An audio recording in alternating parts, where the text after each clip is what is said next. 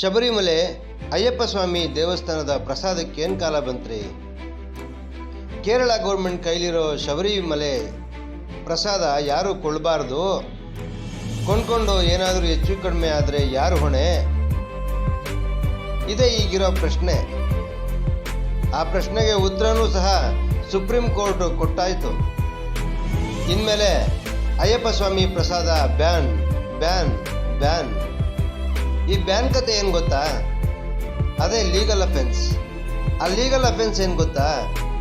FSSI ಮತ್ತು GST rules follow ಮಾಡದೇ ಇರೋದೇ ಪ್ರಸಾದ ಮಾಡಿ ಮಾರ್ತಾ ಇದ್ದು ದೇಶಕ್ಕೆ ಮೋಸ ಮಾಡ್ತಾ ಇರೋ ಶಬರಿಮಲೆ ಬ್ಲ್ಯಾಕ್ ಮನಿ ಟ್ರಾನ್ಸಾಕ್ಷನ್ ಪ್ರಸಾದದ ಹಿಂದೆ ಇರ್ತಕ್ಕಂಥದ್ದು.